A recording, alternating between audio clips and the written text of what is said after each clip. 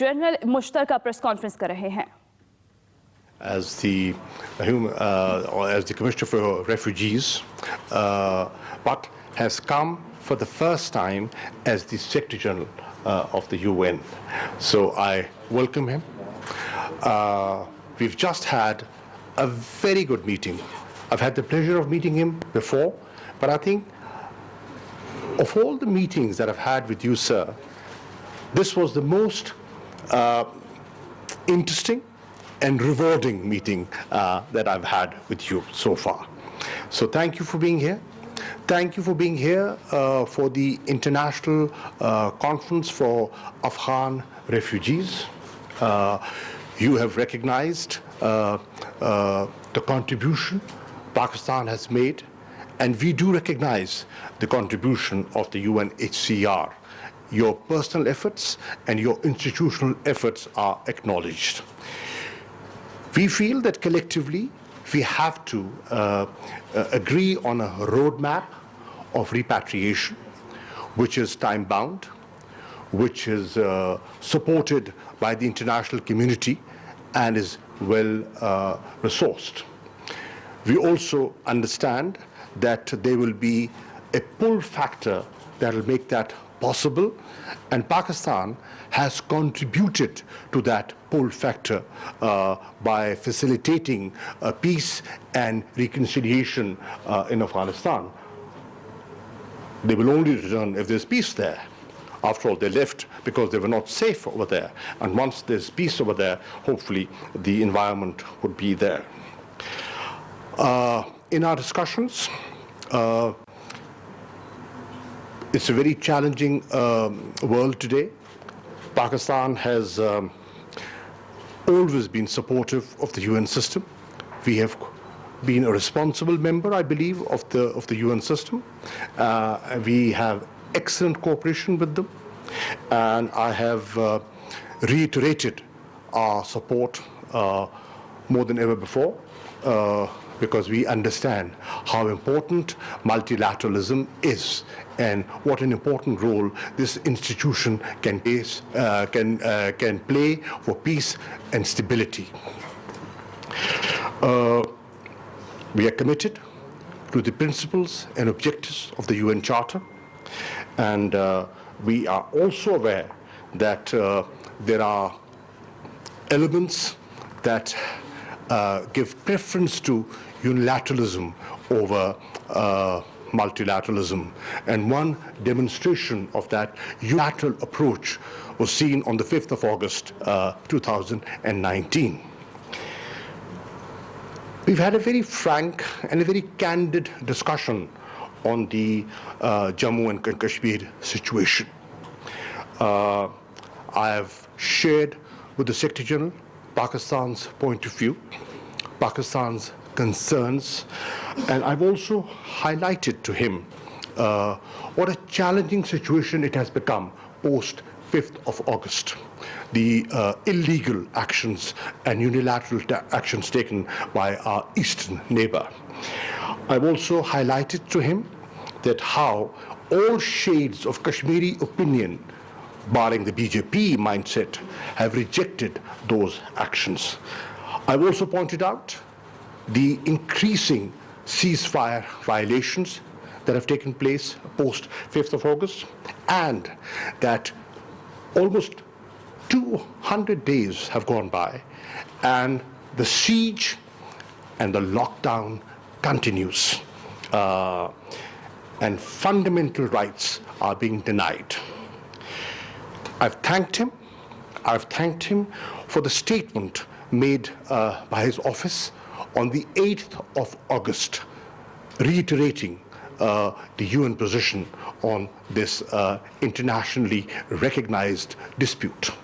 I've also thanked him for permitting a briefing to the members of the Security Council by representatives of UNMOGIP and the political department of the Secretariat.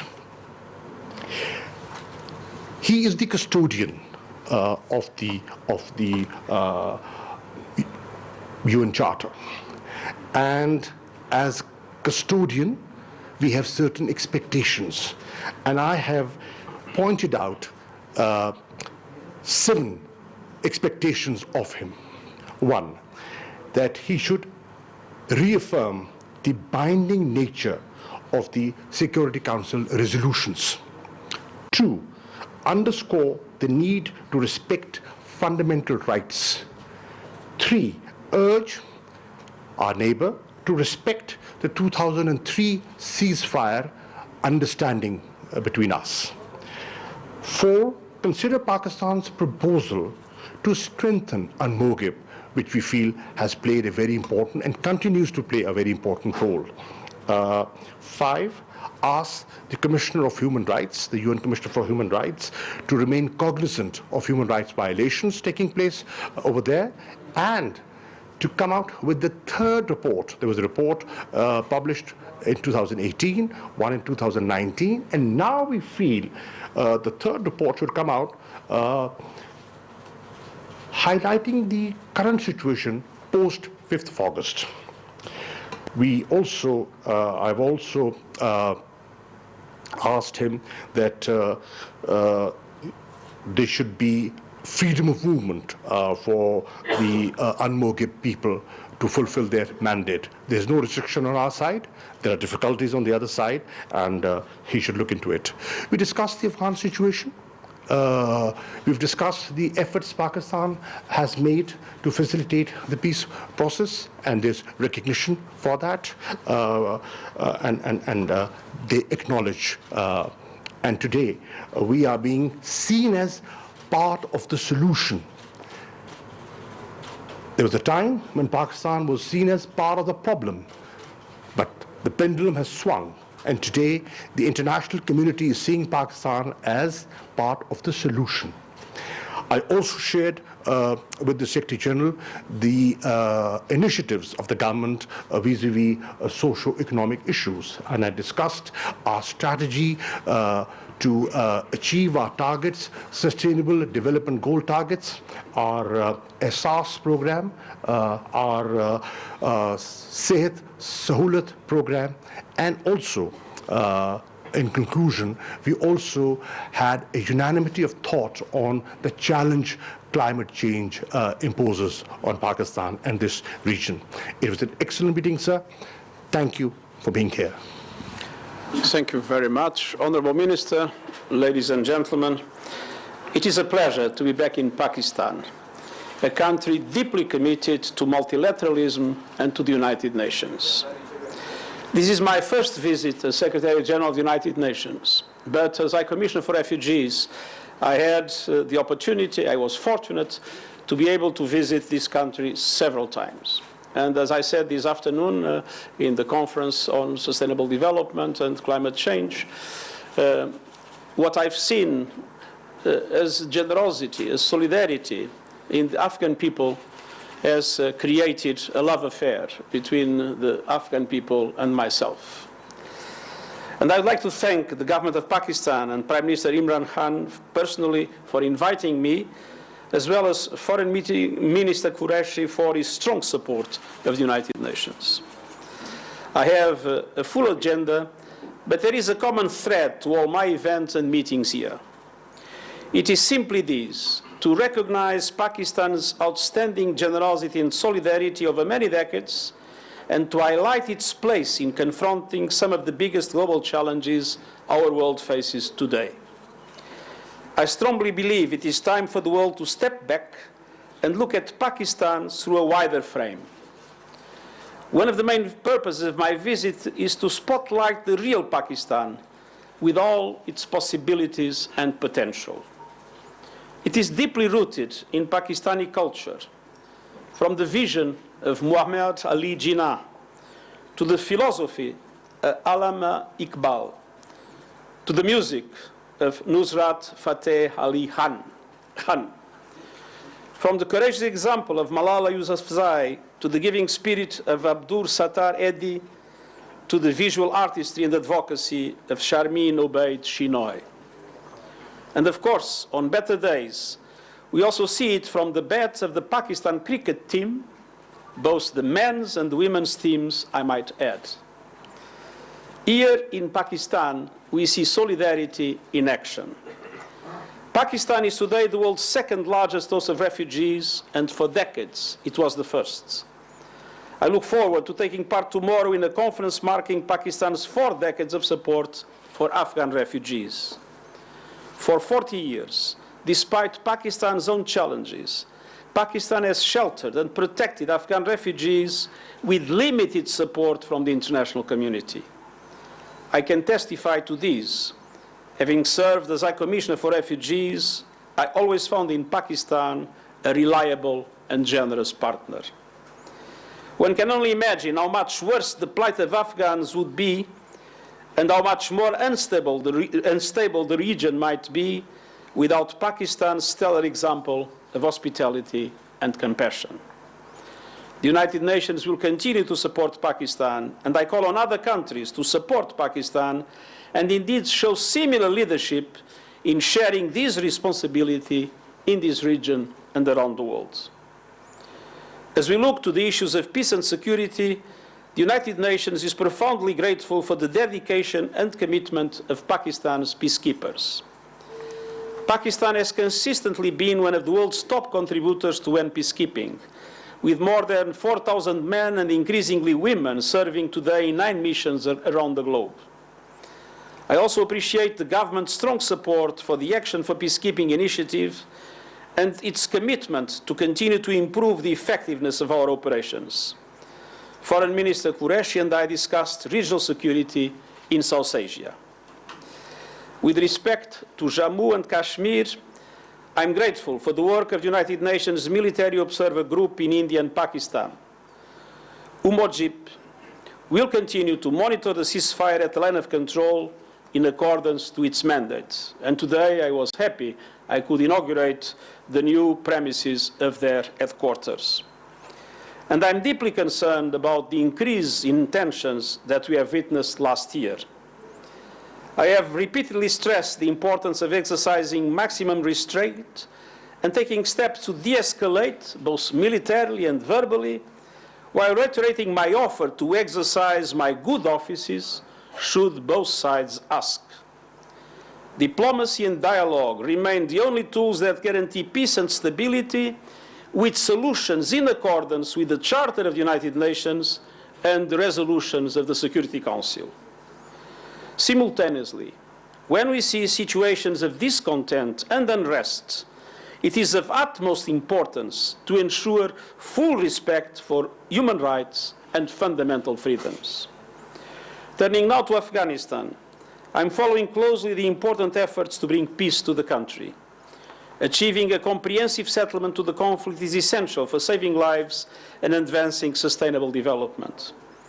It is my hope that discussions will be productive in leading to a reduction in violence, especially violence that harms civilians.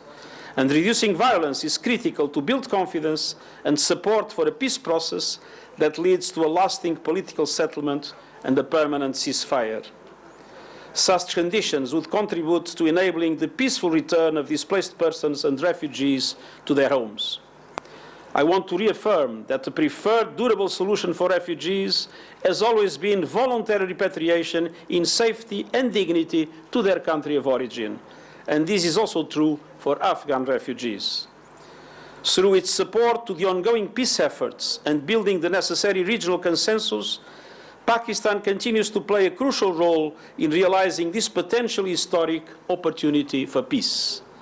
And the United Nations remains committed to supporting an inclusive and Afghan-led peace process that upholds the human rights of all citizens and leads to a sustainable peace in Afghanistan.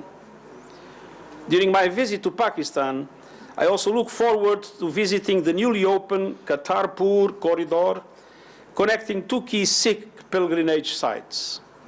This is a welcome symbol of interfaith harmony, a unique experiment in cross-border ties, showing Pakistan's commitment to peace. The climate crisis is another key challenge of common concern, and once again, Pakistan is on the front lines as one of the most vulnerable countries on the planet. I welcome Pakistan's ambition to take concrete action with the 10 billion tree tsunami campaign and many other initiatives.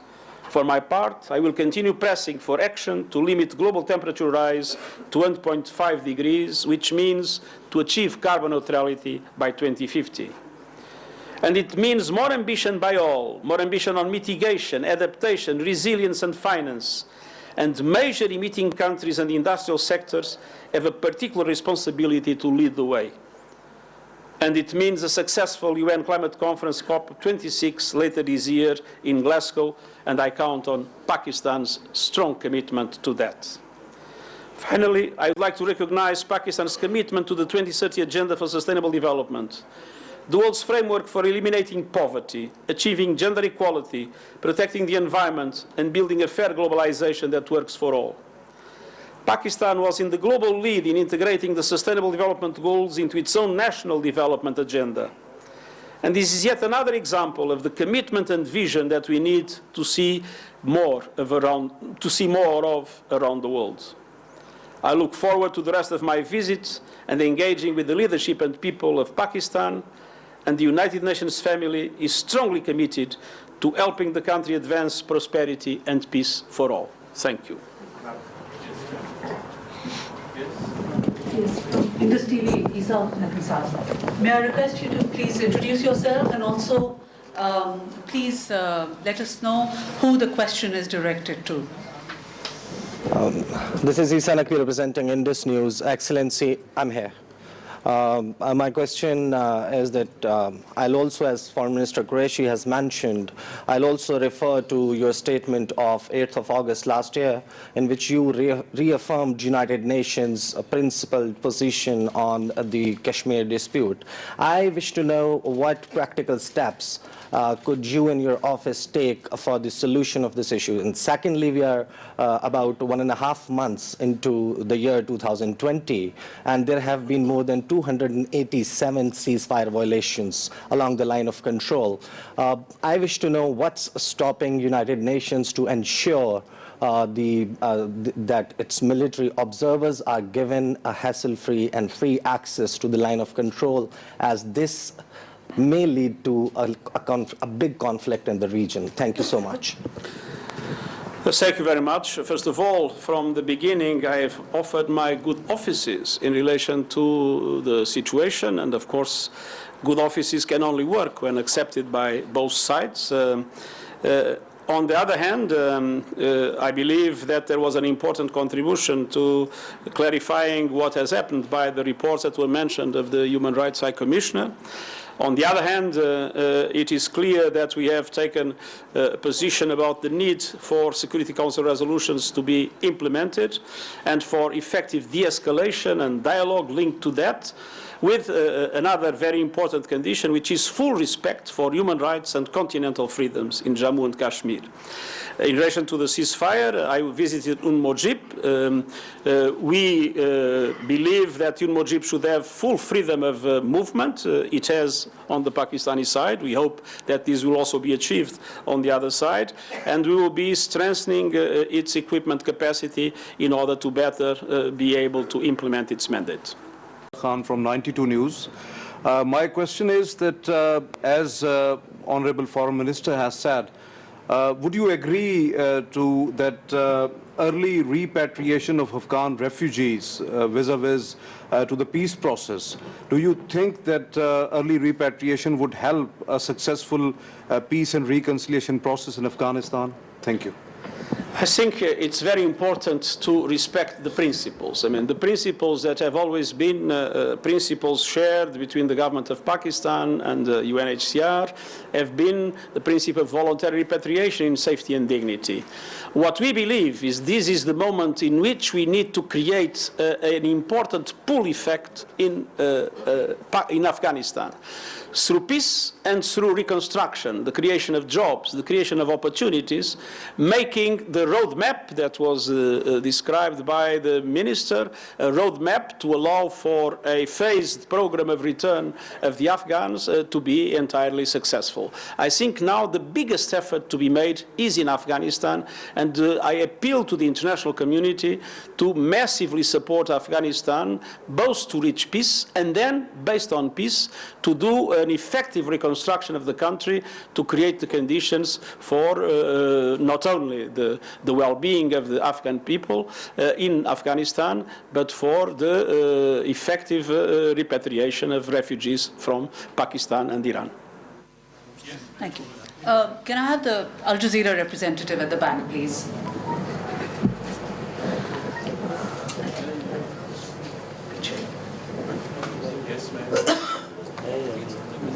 I think also absent.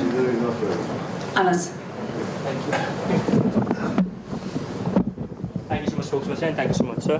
This is Anas Malik from Beyond. Sir, Pakistan has lost billions of dollars fighting the war on terror in an attempt to make this world a better place to live.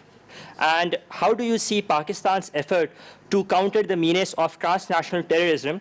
And would you or your office play a role, an active role in convincing, because there are some countries who are not fully convinced with Pakistan's effort to counter the menace of terrorism. Would your office be playing a role to convince or convey to those countries that, yes, Pakistan has done enough? How do you see that? Thank you. Well, I can testify. I came once to Islamabad, and Islamabad was a military camp. And the Taliban was very close. The Pakistani Taliban were very close to Islamabad. They had overrun the Swat Valley, and they were even a little bit further south.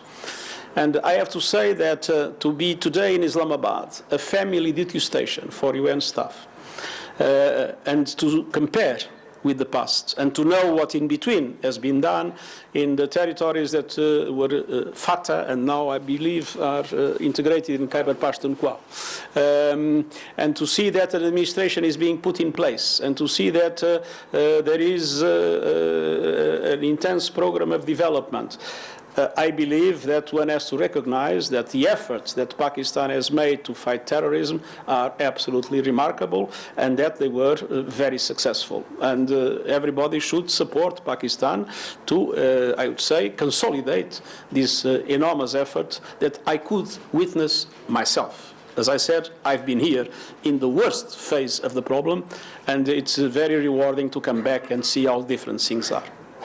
Last question, Mateen Haider.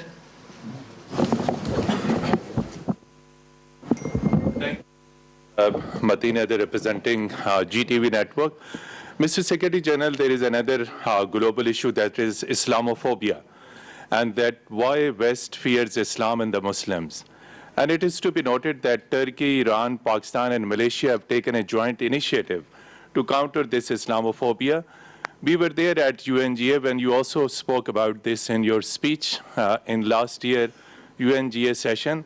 How you view these efforts, and what further support you will extend to this initiative taken by Pakistan? And to Foreign Minister as well, your views as well. Thank you. Well, Islamophobia is absolutely intolerable, as any other form of intolerance that we see today, be it against migrants or refugees that sometimes are attacked by populist politicians, or other forms of religious hatred of all kinds. So it is, for me, absolutely evident that we need to fight Islamophobia very strongly. Hate speech is one of the most important instruments of Islamophobia, and we have launched recently, led by our Special Representative Against Genocide, we have launched a global UN initiative against hate speech, which I believe goes perfectly in line with the initiative that you have just mentioned. And at the same time, we are totally committed in our action around the world to fight against all forms of populism that try to use Islamophobia and other forms of hatred as a tool to win votes, which is totally unacceptable. It is unacceptable that people try to win power dividing the people. This is against all democratic principles, and I think it's our duty to preserve interfaith dialogue, to preserve harmony among religions, and I believe that my visit tomorrow to the corridor of Kartarpur will be a symbol of that dialogue and of that tolerance. Mateen Haider Saab, in our discussions that I had with the Secretary General earlier on, I drew a comparison between the Kartarpur initiative and the Kartarpur spirit in Pakistan and the demolition of the Babri Mosque in India. Now, these are two clear manifestations where we stand and where we are seeing our neighbor heading. Islamophobia is a growing concern. Our government has taken note of it. We have raised it at every level. We feel that hate speech being used as a political instrument is very dangerous. It has already started impacting European politics. And you've seen how the far right has taken advantage of that. We have come to the conclusion that whenever we raise this issue, I remember raising the issue with the Foreign Minister of Netherlands on the issue of caricatures, and I was told, we'll have to respect freedom of speech. One does respect freedom of speech as a Democrat, but you have to draw a line somewhere.